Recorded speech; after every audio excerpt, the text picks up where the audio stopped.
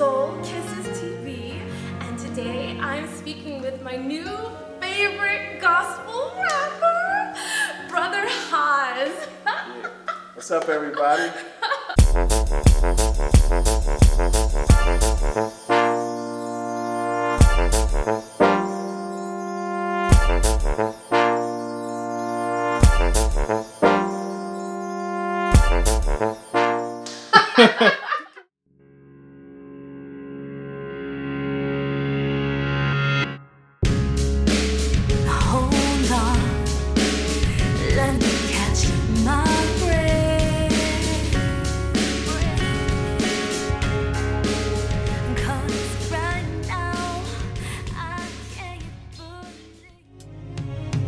Listen, one world, one life, one girl, one wife, one chance, one heart, one dance, one spark, one knee, one yes, one ring, one flesh, one vision, one look, one sound, one hook, one step.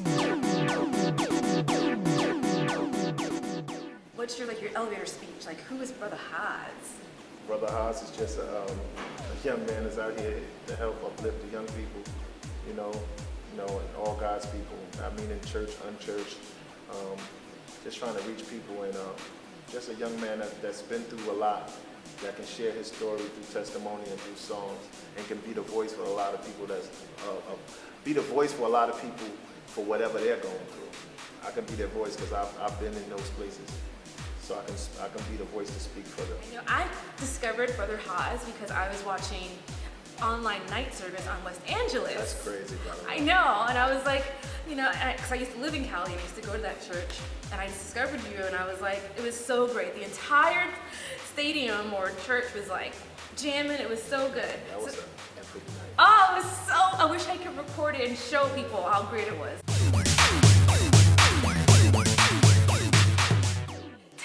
About your story and how you got started rapping. Well, it goes way back. I was in the world doing secular music. You were? Yeah. So you mean like were you signed to a label? Or? Yeah, I was down with Rocafella Records with Jay-Z. Oh, snap. Yeah, so I was signed with that. What did you used to rap about? Like when your demo, what was it about? Was it about, honey, you so fine, I wanna make you Nah, I was more so like a real, I was also like a very lyrical and witty type artist. So I used to have punchlines and stuff like of that nature. Okay. So it was like that. So you're signed, and after all that hustling and all that, you know, of trying to make your dreams come true, things are happening. Right. And you decide to pause. Yes. Why? What happened? I got shot. Oh. Yeah, I got shot. I was a victim of a drive-by shooting. So with that happening to me, that was a real wake-up call for me. And I had to reevaluate the type of music and the content of music I was making. And I just like sat still for like a year after I got shot, and just reflected on my life and what I wanted to do. My daughter was just born.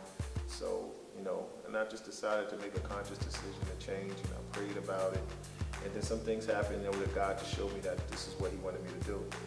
And once I made that decision, and you know, I've been doing the gospel ever since. Did you almost pass on, or was it not that? The crazy thing is, I lost my father when I was a kid. He was shot in the chest. Bullet went through his heart and killed him. Was it a drive-by as well? Nah, I think he was in some type of beef with someone.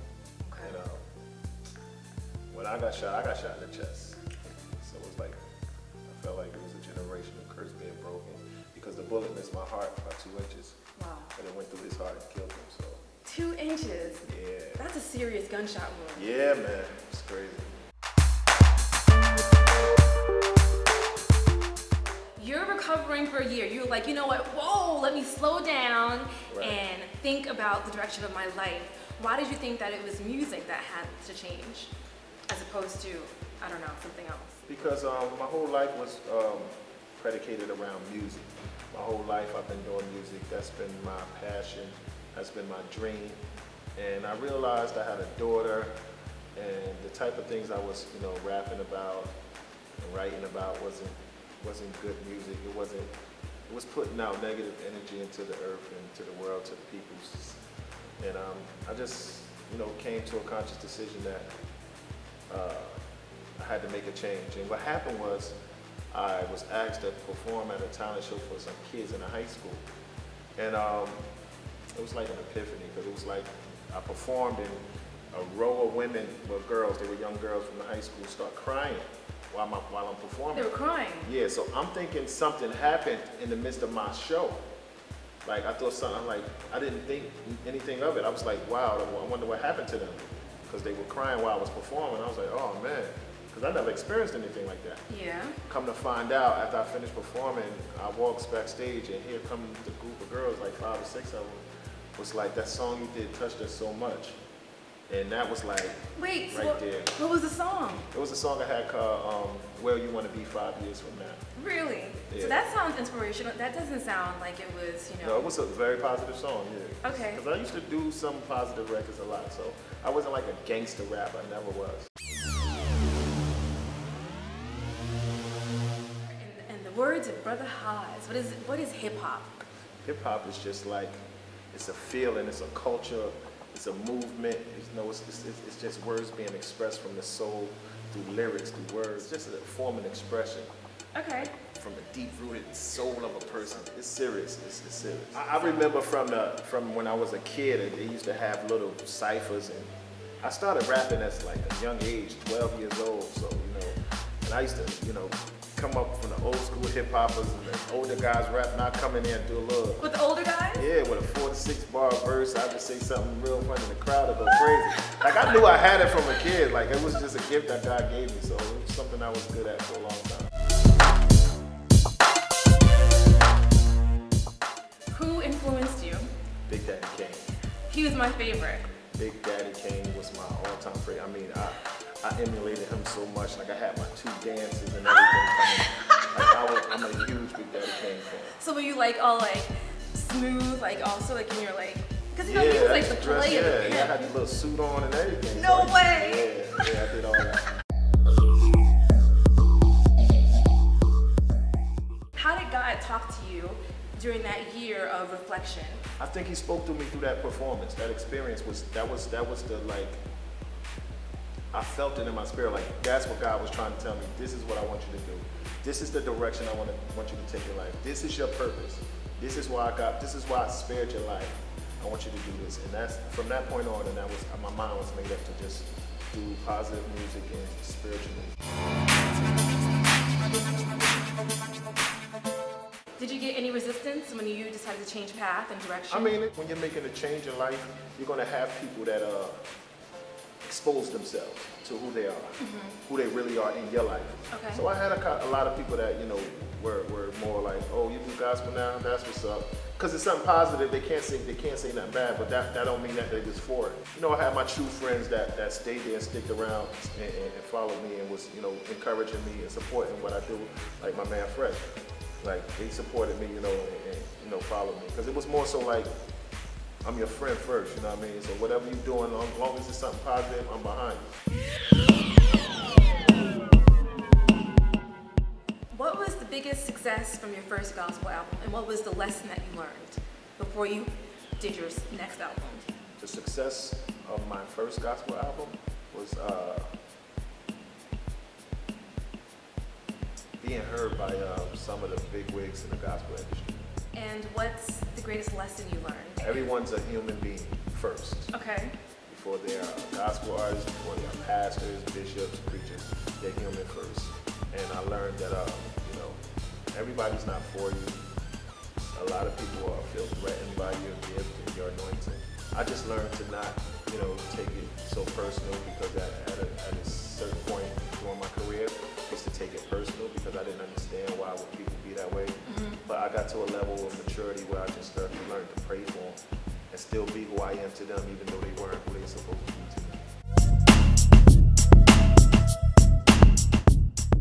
I think that's great that you have mastered, or you're on the way to mastering, how to turn the other cheek. Turn the other cheek. So tell me about your second album, and how many have you done so far? Actually, I'm up to 4 albums. This is actually my 10th year in ministry. 10th year? Yes, 2004, yeah. Congratulations. Yeah, ministry. And my second album is actually my favorite album. Why? For one, I had the capital to do everything I wanted to Okay. do with it. You know, the first album was, you know, scrapping up money just to record. Being that the finances were there, I was able to focus strictly on music and getting the album done. And I actually grew from the first album spiritually. Love the album. It's called No Pain, No Change. No pain, no change. Oh, I hate pain though. Yes. So we have to go through pain to change? Yes, we do. You think so? Can't we just like learn without the pain? I mean, I know. It is. I don't like that pain. Yeah. It's even with your physical appearance. You have to go through pain to change. You have to work out. You gotta, like they say, no pain, no gain. No pain, no change. Yeah, I know they say, you know, when you're like, you know, trying to find a diamond, you know, so you gotta like Right. hit it and like Right. break it. Yes. Gosh, I wish we didn't have to go through that. It's called the go through. Ugh! To go through, to grow through. Your most recent album that has my favorite song on there called One, and he's excellent, and Praise Your Way Out. I love them all actually, so I can't even say one was my favorite. When did that drop, and what was the story behind that project? I chose to put out a mixtape instead of an album. And I called it the fix tape just to be different, you know, because it was a, you know, collage of songs that could fix whatever's going on in your life. Look at you being all lyrical. Yeah, right. Right, so I put out, I called it a work in progress because that's how I felt where I was at the time. I was like, I'm a work in progress. So I called it a work in progress, the fix tape, volume 1. And the song 1 is on that album, and God is awesome. I got a lot of great feedback from volume 1, so I was happy about that. So it inspired me to go and do volume 2, and songs like He's Excellent, Praise Your Way Out. You guys have to see Stuff. him on YouTube doing the song. So being your own boss and being an entrepreneur, have you had to learn how to put on like a business mindset? Yeah, and I'm very hands-on. I'm a perfectionist, so most of my career I've been doing everything myself, all my bookings. So it's only been me and God doing this whole thing. Really? Yeah, I've never hired a manager. I have people offer me, you know, management positions. But I'm at the point in the stage of my career right now where I feel I need a team. Because I can't do this all myself. I can't be Brother Hahz and I can't be, you know, the CEO. No, you can't. I can be the CEO and just have other people running, but I can't be the CEO and then run it as well. So I have to be just an artist and just stick to that. Let's say you did get shot and you were like, whatever, I'm still here, play y'all, whatever. Where do you think that would have led you? If you didn't have that change of mind, where would you be now? Dead. Dead. Really? Yeah. Why do you say that? Like after me being shot, if I would have still stayed doing secular music, I think I would be dead today. I don't think God would have saved me. I don't think God would spare me. Because I think that was a warning sign. I think God, there's always warning before destruction. And that was my warning. So if I would have stayed in what I was doing, I think somehow like some type of way I would have been out in this world doing negative stuff and got caught up in some nonsense and could have lost my life. Do you think that you'd be on this path if you had not gotten shot? I think I was always, I don't know if it would have happened as soon as it did, but I think eventually I would have winded up there.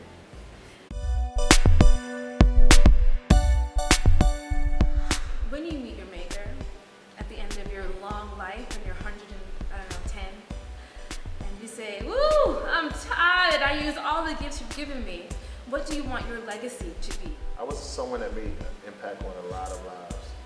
That I caused change for a lot of people through my music, through my gift, through my presence. I just want to be remembered as that.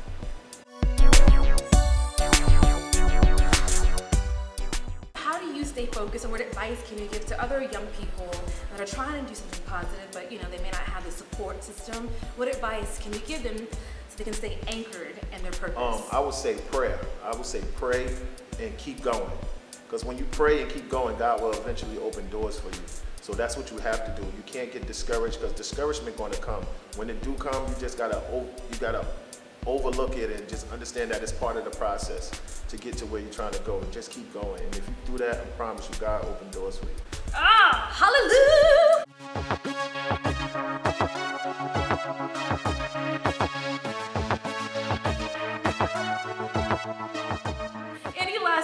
you want to share about where you're going, where we can see you, how we can support you? I just want to say thank everybody who has supported me so far, and all the new fans and supporters. I thank you for supporting the ministry of Brother Hahz. Follow me on Twitter, Instagram. I just dropped a video for this song called One. Please go to YouTube, bring me to your youth conferences, bring me to your schools. He's great. And we can have a good time. Let's have a battling contest right now. You want to battle? I do. Ready? Let's go. Okay. Give me, how do you start? I guess, think the subject? Just start coming at me. Okay. My name is Timala, and I'm here in East New York. Can I beatbox? Yeah, go ahead. Okay. Go ahead. Then you have to rap, though. Huh? You have to rap. All Okay. right. 1, 2. I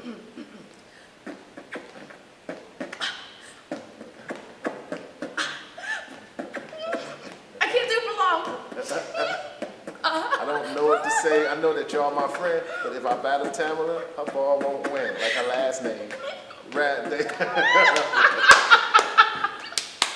Thank you for playing with me. Thank you for playing. You have to dance with me.